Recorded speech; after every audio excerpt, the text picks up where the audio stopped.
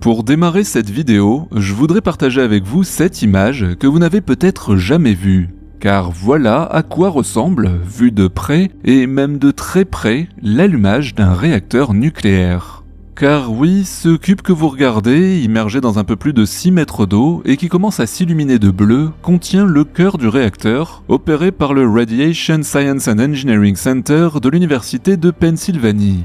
Ce réacteur, qui est employé par ce laboratoire à des fins d'éducation et de recherche, est un modèle d'une puissance assez faible, à peine plus d'1 MW au maximum, à comparer aux 900 MW en moyenne de n'importe quel réacteur de centrale électrique. Mais cette faible puissance et le peu de radiation qui en résulte permet à Alex Landress, l'un des ingénieurs de l'installation et l'auteur de cette vidéo, de venir positionner lui-même une caméra de sport à proximité au bout d'une perche. Il ne la place pas trop près pour éviter au flux de neutrons de l'endommager, mais suffisamment tout de même pour ne rien manquer du spectacle.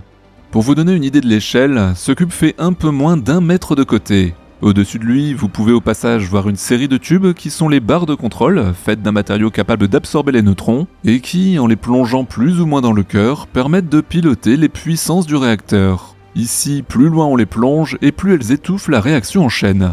Mais ce qui nous intéresse aujourd'hui, c'est cette lueur bleue un peu surnaturelle qui entoure le cœur. Car ce rayonnement, digne d'une machine de science-fiction, est causé par l'un des phénomènes les plus étonnants de la physique nucléaire, l'émission de particules à une vitesse supérieure à celle de la lumière.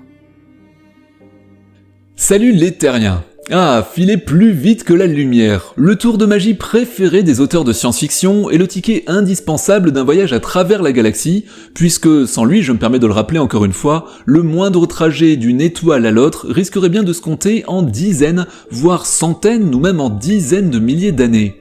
Et clairement, Star Wars aurait une toute autre allure si à chaque balade du Faucon, c'était finalement les lointains descendants de la bande à Luke qui descendaient à l'arrivée, des siècles après le départ de leurs ancêtres. Mais atteindre 0.5 au-dessus de la vitesse lumière comme Han Solo, est-ce seulement physiquement possible ? À première vue et selon la relativité d'Einstein, théorie s'il faut le rappeler parmi les plus solides de la science moderne, eh bien non et renon, ça n'arrivera pas. Mais pour autant, les chercheurs de tous bords ne baissent pas totalement les bras, et on compte toutes sortes d'expériences et de théories étonnantes qui tentent soit de mettre à mal cette toute puissante relativité, en cherchant par exemple les particules qui seraient capables de franchir sa limite intouchable, soit de la pousser dans ses derniers retranchements pour lui trouver des exceptions, disons, exotiques. Allez, c'est parti.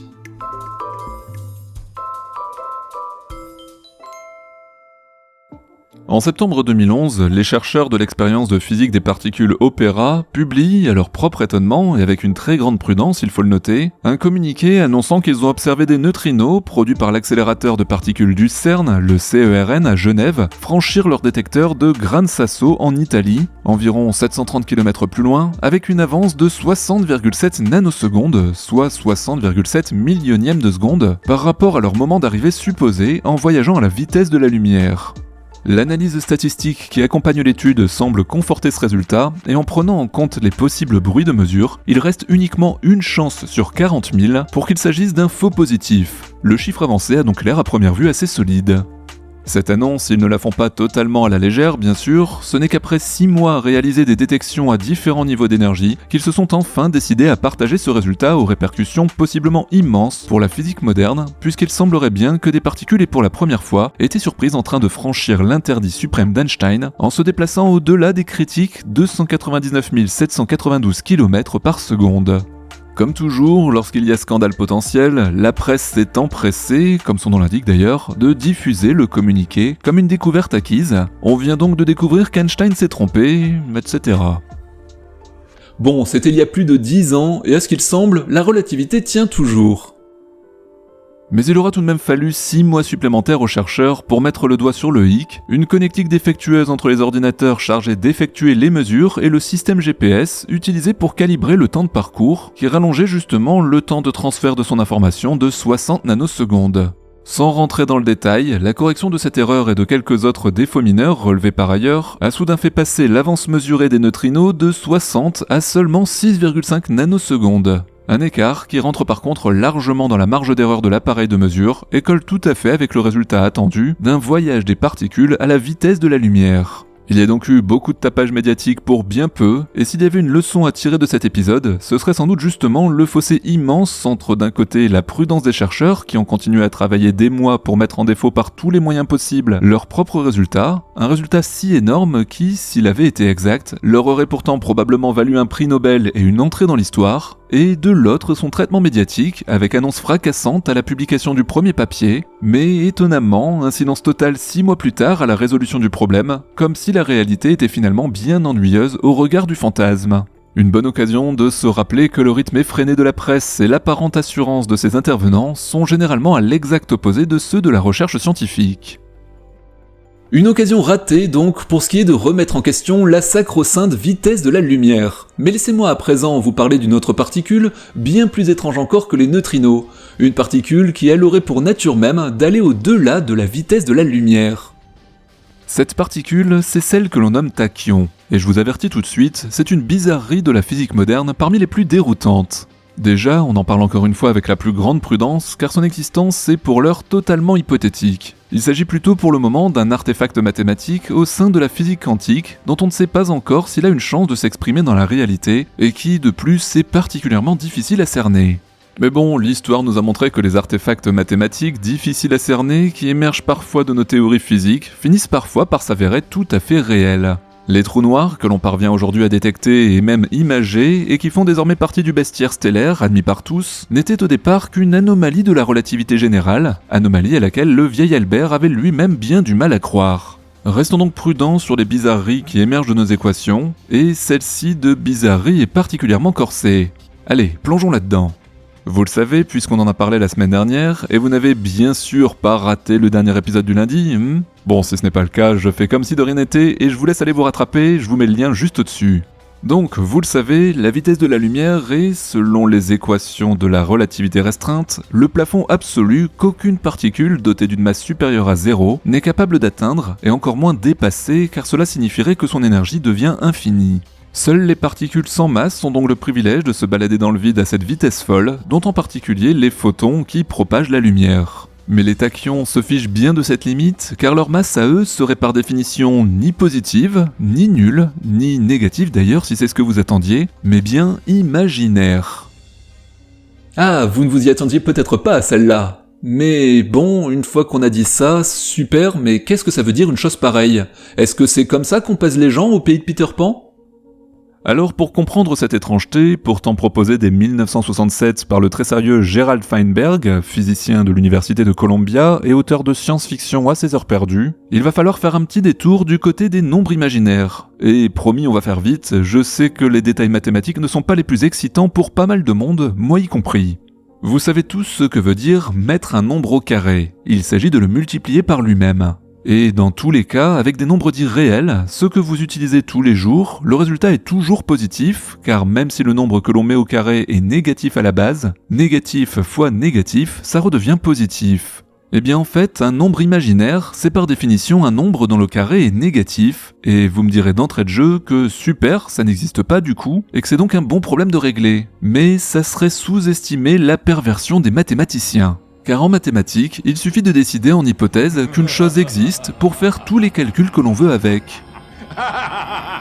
Et justement, un certain Leonhard Euler a décidé en 1777 que pour ses calculs, il aurait besoin d'un nombre dont le carré serait moins 1. Il l'a aussitôt appelé I pour imaginaire, et depuis, tous les autres nombres imaginaires s'écrivent donc I fois n'importe quel nombre réel. Mais vous vous dites sûrement que des nombres imaginaires font à coup sûr joli dans une théorie mathématique, mais qu'ils ne peuvent pas avoir le moindre lien avec la réalité, et donc la physique qu'il étudie. Eh bien, détrompez-vous, les nombres imaginaires permettent des calculs qui sont aujourd'hui parfaitement indispensables à la plupart des grandes théories modernes. Certes, il n'est pas possible de mesurer un bâton qui fera 12 cm, mais ça n'empêche pas les nombres imaginaires d'être devenus aussi banals et fondamentaux en physique que n'importe quelle fonction de base de votre calculatrice. Par contre, jusque-là, personne n'avait osé supposer que ces nombres imaginaires puissent s'appliquer à une masse. Feinberg, lui, n'a pas hésité à se lancer dans ce qu'impliquerait cette hypothèse, il a donc imaginé un nouveau champ quantique, en plus de tous ceux correspondant aux particules déjà connues, les champs électroniques, photoniques, etc. Il a alors proposé qu'il puisse exister un champ tachyonique, et les particules qui s'y promèneraient auraient donc par définition une masse imaginaire.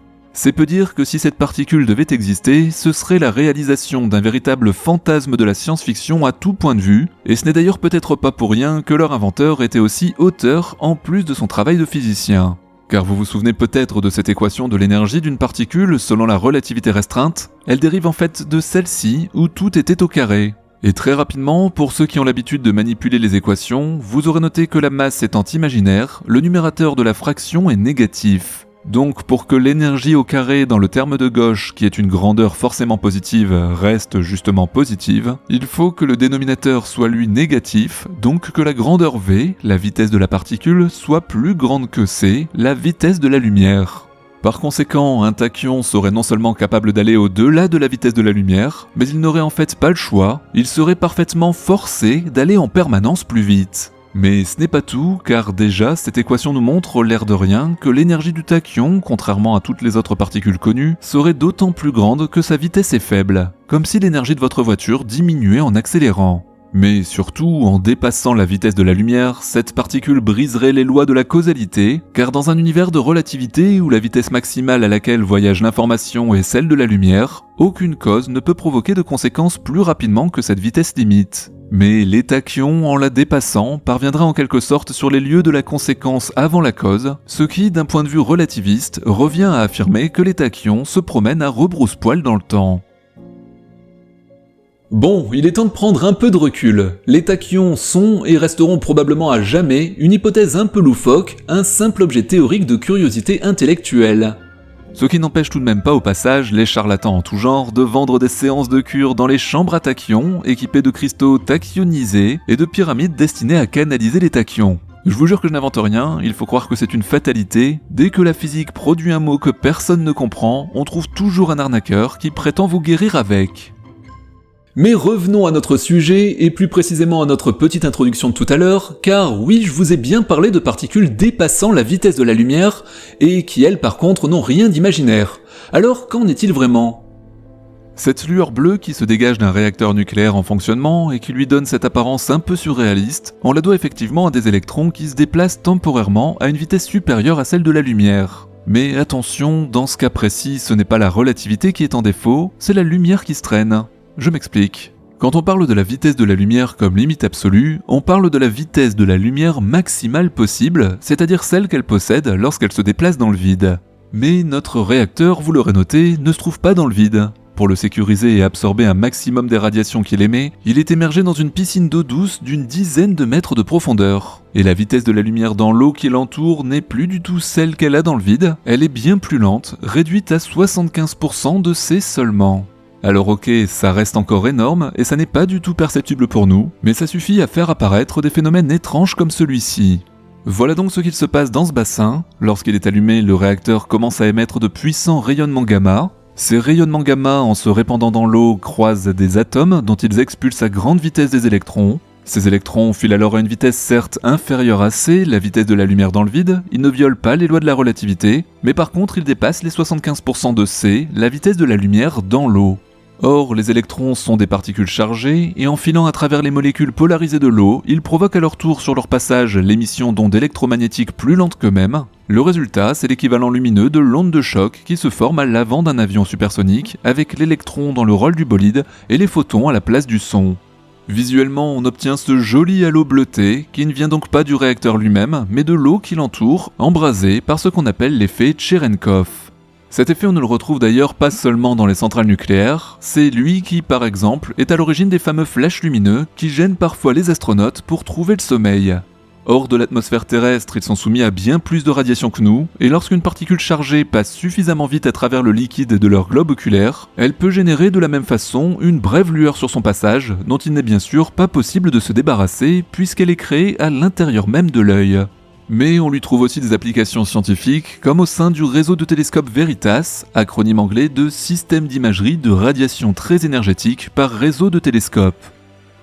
On disait quoi déjà la dernière fois sur le manque d'imagination des gens qui nomment les télescopes ?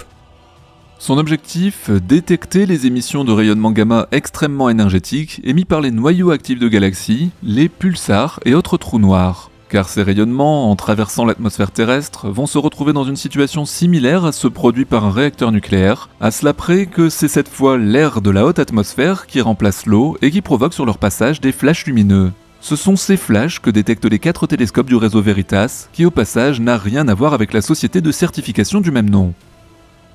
Ok, donc à première vue, dans tous ces exemples, il semblerait bien qu'aucun phénomène ne dépasse réellement la vitesse de la lumière dans le vide, puisqu'on se retrouve systématiquement soit face à des erreurs de mesure, soit en train de manipuler des particules imaginaires, soit dans des cas tordus où c'est la lumière qui ralentit.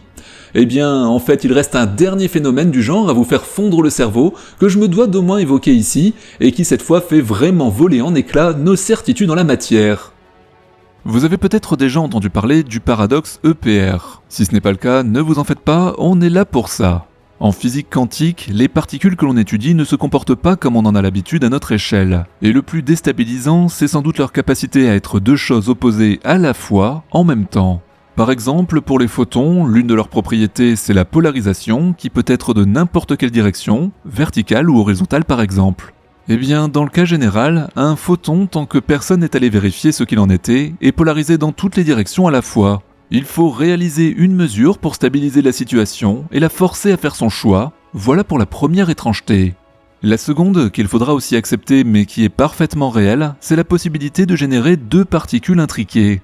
Dans le cas de la polarisation, il est alors possible, au moment où on les émet, de s'assurer que si l'une est polarisée horizontalement, alors l'autre l'est forcément verticalement. Elles sont alors liées par cette règle au plus profond d'elles-mêmes. Mais ne me demandez par contre pas comment on les fabrique, ça dépasse largement ce qu'on se permet de raconter sur cette chaîne. Mais en tout cas, on sait le faire. Eh bien, voilà l'expérience que l'on peut alors faire. Avec un premier dispositif, on émet deux photons intriqués avec des polarisations verticales et horizontales. Mais attention, au moment où ils sont émis, ils sont encore chacun les deux à la fois, et ce n'est qu'au moment où on mesurera la polarisation de l'un que l'autre sera forcé d'adopter l'opposé. Là où ça devient vraiment bizarre, c'est que si on laisse les deux photons s'éloigner suffisamment dans deux directions opposées, on peut alors vérifier l'un des mystères les plus épais de la physique, car lorsqu'on fait la mesure de l'un, l'autre adopte la polarisation opposée instantanément, sans le moindre délai de transmission d'informations entre les deux. Pour le dire autrement, l'action que l'on a sur le premier photon a un effet sur le second, sans que la moindre information n'ait le temps d'aller de l'un à l'autre à la vitesse de la lumière. Tout se passe en fait comme si les deux photons, aussi éloignés l'un de l'autre qu'on le souhaite, ne constituent toujours qu'un seul et même objet, et que l'espace entre les deux n'a aucune importance. C'est ce que l'on appelle la non-localité. La vérification de ce résultat absolument dingue, on la doit à monsieur Alain Aspect, qui a reçu pour ça le prix Nobel 2022. Et si vous voulez en apprendre plus sur cette expérience, je vous invite à visionner, pour ceux qui ne la connaissent pas, l'excellente vidéo de David Louapre de la chaîne Science Étonnante sur le sujet. Voilà les terriens, quelle conclusion tirer de tout ça? Eh bien que jusqu'à aujourd'hui, aucun objet matériel, particule ou information n'a jamais été surpris au-delà de la vitesse limite permise par la relativité. Les conclusions d'Einstein et de ses semblables restent solides plus d'un siècle après avoir été énoncées. Que penser alors de l'expérience d'Aspect? Difficile à dire, comme toujours en mécanique quantique, car rien ne semble voyager entre nos deux particules, et il ne faut pas y voir l'espoir de dépasser nous-mêmes un jour la vitesse suprême. Tout se déroule plutôt comme si ces photons ignoraient purement et simplement l'espace qui les sépare. Quelle vision de l'univers cela nous laisse-t-il au final? De toute évidence, celle de nombreux mystères dont nous levons encore à peine le coin du voile, et dont nos cerveaux peinent de plus en plus à se faire des représentations simples à accepter. Mais repousser ainsi des limites de notre compréhension, est-ce que ce n'est pas là toute la beauté de la science? Nous voilà en tout cas arrivés au bout de cet épisode, et je vous laisse donc méditer tranquillement ce cliché. N'oubliez pas le pouce, l'abonnement, un petit commentaire, et quant à moi je vous retrouve très bientôt pour la suite. Ciao les terriens!